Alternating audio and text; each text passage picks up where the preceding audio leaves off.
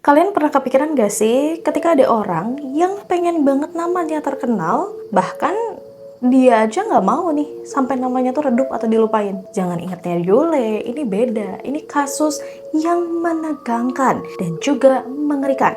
Karena apa? Cara yang dia tempuh untuk bisa menjadi terkenal dan juga untuk namanya tetap hidup bisa membuat bulu kuduk kalian merinding. Bayangin sama kalian, kenapa kasus ini benar-benar mengerikan? Karena ketika kalian baca berita nih, tiba-tiba diinformasikan kalau banyak bagian tubuh manusia tercecer dan dikirim lewat kantor pos. Bukan hanya itu aja, ada juga video pembunuhan yang viral di internet dan menjadi asumsi atau tontonan masyarakat. Dan yang lebih gila lagi, pelakunya sendirilah yang mengirimkan dan mengepost video tersebut. Hai, apa kabar kalian semua? Semoga kalian semua sedang berbahagia dan sehat selalu ya, dimanapun kalian berada. Sebelum kita masuk ke cerita yang menggemparkan dan mengerikan ini, jangan lupa untuk diklik subscribe dan nyalakan lonceng notifikasinya. Sekarang, mari kita kupas di cerita hari ini.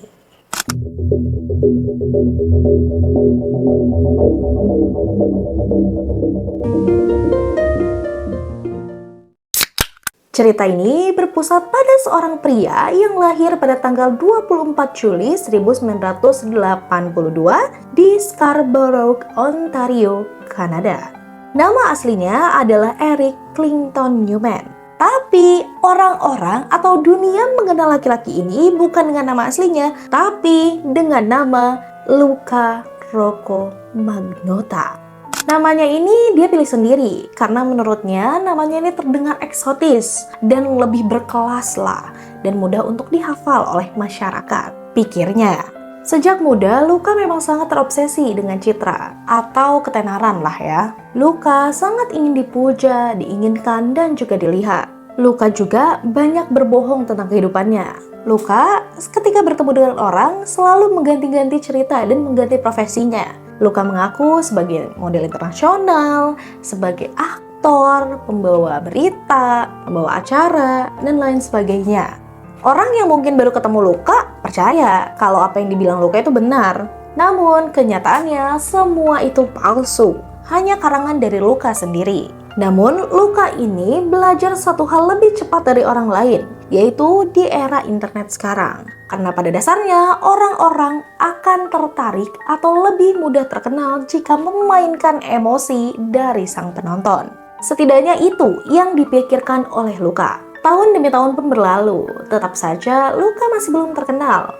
Masih dengan luka yang sama dan masih di kondisi yang sama. Bagi seseorang yang berkepribadian narsistik ekstrim ini, ya seperti Luca ini merasakan kegelisahan atau merasakan juga kesengsaraan karena nggak ada orang yang ngelihat dia atau dia nggak merasa bahwa dirinya itu istimewa.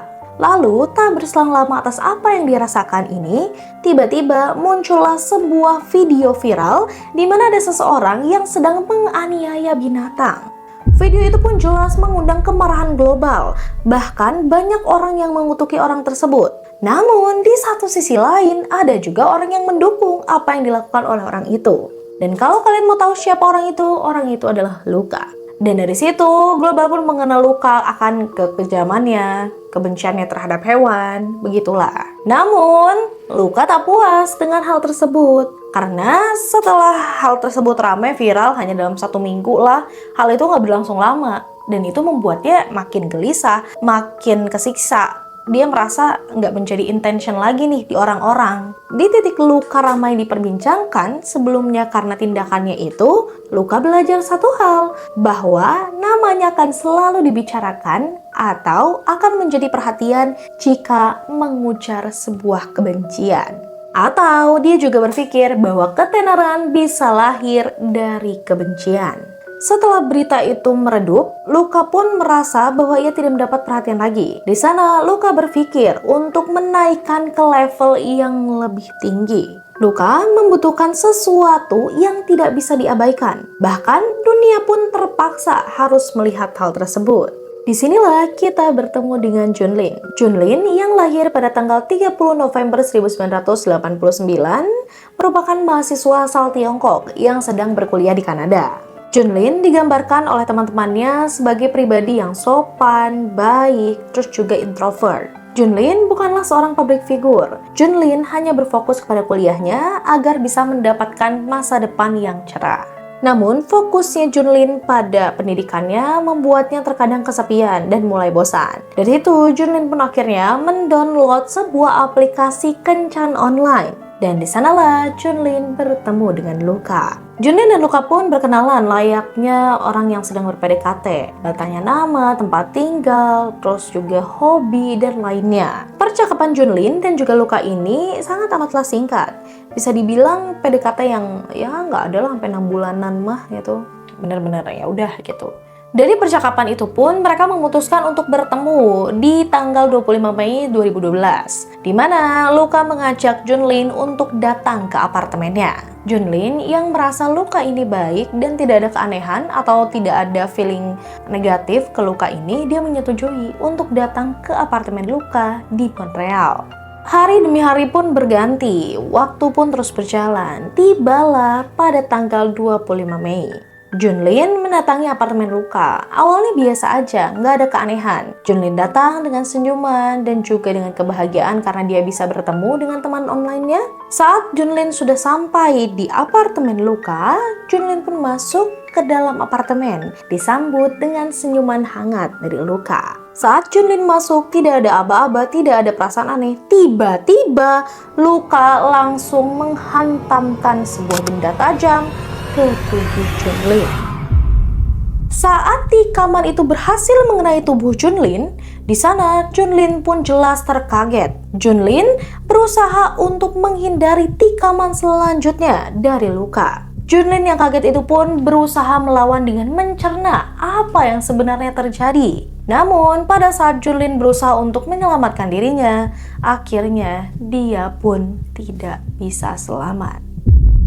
Luka ternyata sudah mempersiapkan segalanya. Yang dilakukan Luka ini bukanlah tindakan spontan atau bukan hanya karena emosi sesaat, melainkan yang dilakukan Luka ini dengan sengaja dan tanpa Junlin tahu sudah terekam di handphone Luka. Jadi pada saat Junlin masuk ke apartemen, Junlin ditikam, semuanya terekam pada handphone. Luka seolah sedang mengarahkan sebuah film horor, film gelap, dan dia di sana menjadi aktor yang dimana concernnya pasti pada aktor tersebut.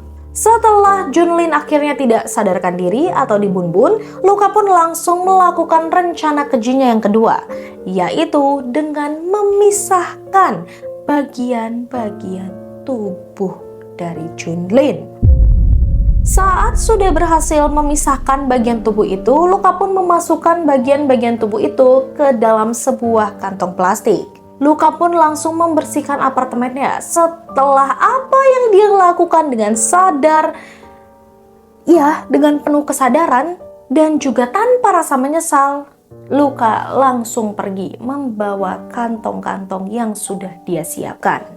Setelah Luka pergi dari apartemennya, Luka sudah membawa beberapa potongan tubuh dari Junlin ini. Saat Luka sudah sampai mobil, bukannya dia menancap gas untuk kabur, dia nggak ada ternyata niatan untuk kabur. Tapi gilanya di sini atau gongnya di sini adalah Luka memposting video berupa pembunbunan Junlin. Video itu pun Luka upload dengan sadar ke media sosial. Saat video itu sudah terupload, Luka hanya tersenyum dan sambil melihat layar handphonenya, menunggu reaksi dari publik. Dan dari titik inilah semua terlihat jelas, bahwasannya Luka bukan memang berniat membun-bun, tapi Luka mencari perhatian dari publik. Beberapa hari kemudian setelah dipostingnya video pembunbunan mengerikan itu, ternyata dihebohkan lagi dengan banyaknya kantong plastik berceceran berisi tubuh manusia di kantor hukum, sekolah, di kantor partai konservatif. Dan kalian tahu siapa yang melakukannya? Ya, Luka. Luka mengirimkan potongan atau bagian-bagian dari tubuh Junlin ini bukan tanpa sengaja, melainkan dia pun menitipkan sebuah pesan yang dingin. Bahwasannya ia mengirim itu bukan dengan sengaja, melainkan ada maksud di mana Luka ingin dikejar oleh aparat dan dikejar oleh media. Luka ingin apa yang dia lakukan atau tindakannya ini menjadi berita yang sangat besar, bukan hanya di Kanada, melainkan dunia. Akhirnya, polisi pun langsung bergegas karena sudah banyak kehebohan yang dirasakan oleh publik, baik dari video, baik dari potongan-potongan tubuh yang tersebar dimanapun itu. Polisi pun langsung bergegas. Mereka langsung mendatangi apartemen Luka. Dan benar saja, pada saat mereka sampai dan mereka melihat di sana, mereka menemukan sebuah koper yang berisi bagian tubuh lain dari Junlin. Luka pun sudah tidak ada di apartemennya. Luka diduga kabur dari Kanada, memulai pelarian lintas ke Prancis. Lalu, sesudah dari Prancis, dia pun berpindah lagi ke Jerman. Sementara di sisi lain, dunia sudah menyebut nama Luka dan beritanya sudah menjadi headline internasional. Dan disinilah ada sebuah ironi yang pahit dan mengerikan. Pasalnya, ketika Luka sedang diburu, Luka tidak pernah berhenti untuk melihat dirinya sendiri di media. Jadi, saat pelarian Luka, Luka masih tetap memantau berita yang diberitakan oleh media tentang dirinya. Seolah-olah Luka ini ingin tetap memastikan bahwa apakah dunia masih berporos dan memperhatikannya. Karena dari tanggal kejadian yaitu Mei sampai di tanggal 4 Juni 2012, Luka masih menjadi headline internasional. Di tanggal 4 Juni 2012 inilah menjadi akhir dari petualangan Luka. Dengan kerja keras yang dilakukan oleh polisi di Montreal serta komunikasi dengan polisi-polisi di negara yang Luka kunjungi, akhirnya mereka pun menemukan titik di mana lokasi Luka berada. Luka ditangkap di sebuah warnet, di mana Luka di warnet sedang membaca beritanya sendiri. Jadi pada saat polisi masuk, polisi langsung menyergap Luka dan di sana Luka hanya tersenyum sambil melihatnya di media. Sulit buat digambarin entah apa penyakit yang diderita Luka ini, kok bisa dia sampai ketika ditangkap pun masih tersenyum, masih melihat beritanya, bahkan hal yang egonya sangat inginkan ini justru menjadi kejatuhan dalam hidupnya. Saat Luka berhasil diamankan oleh polisi di sana, Luka pun langsung diekstradisi ke Kanada dan langsung diadili. Keluarga Junlin yang sebelumnya sudah diinformasikan oleh pihak kepolisian pun terkejut akan apa yang dialami oleh anaknya. Pasalnya, anaknya merupakan anak yang baik, berniat untuk mengejar cita-citanya, justru harus berakhir tragis di tangan orang yang tidak sama sekali bertanggung jawab, bahkan tidak bisa disebut seorang manusia. Pada saat keluarga Junlin pun bertemu dengan Luka, ibunya Junlin sangat amatlah marah histeris. Ia masih mengutuki Luka karena telah mengambil nyawa sang anak. Akhirnya, setelah berhasil menangkap Luka ini, keadilan pun datang.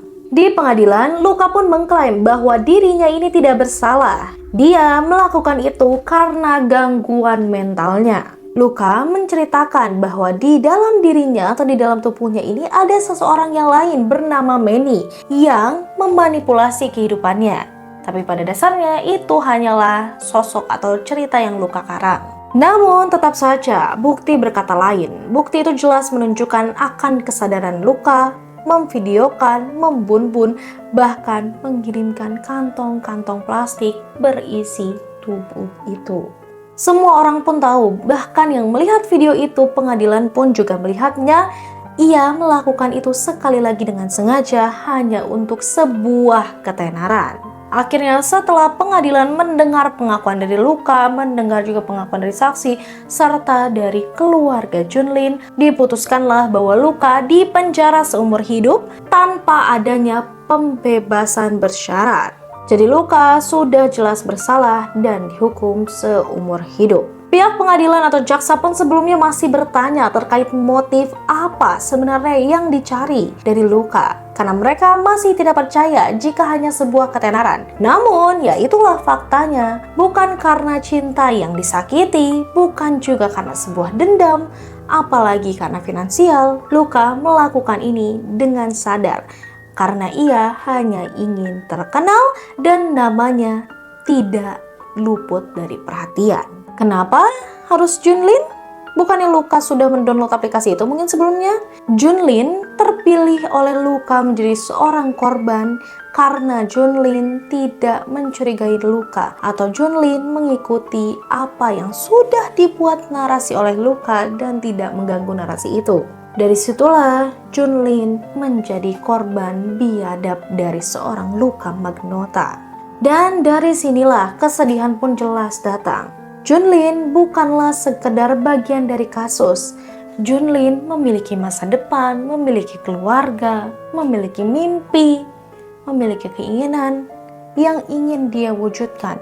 Namun menyedihkan dan membuat emosi adalah dia dipertemukan dengan manusia yang gak bisa disebut manusia, setan bernama Luka Magnotta. Dan dari kasus ini kita bisa mengambil kesimpulan bahwasannya manusia bisa melakukan hal melebihi dari setan atau iblis. Dan bagaimana ego atau keinginan agar berada di puncak atau ingin dilihat bisa menjadi hal yang sangat negatif jika hal tersebut dilakukan dengan cara negatif dan bukan diambil dengan cara yang positif. So, buat kalian yang dengar cerita ini sampai akhir, bagaimana tanggapannya? Apa sebenarnya yang dilakukan Luka Magnotta ini benar karena dia disuruh oleh orang yang berada dalam tubuhnya? Atau memang Luka ini udah nggak waras dari waktu dia menyiksa hewan? Tulis pendapat kalian sebanyak-banyaknya di kolom komentar. Dan kalau kalian juga punya rekomendasi kisah kriminal yang perlu didengar, perlu disuarakan, jangan lupa komen di bawah. Untuk para pecinta kriminal, agar cerita ini gak berhenti di kalian, dan kalian akan bisa mendapatkan terus informasi atau kisah kriminal mendebarkan lainnya yang terjadi di dunia ini, jangan lupa untuk diklik subscribe, share, dan nyalakan lonceng notifikasinya. Agar apa? Kalian tetap aman, waspada, dan terinformasi. Tunggu kisah mengerikan dan mendebarkan lainnya hanya di Kisah Kriminal Nyata.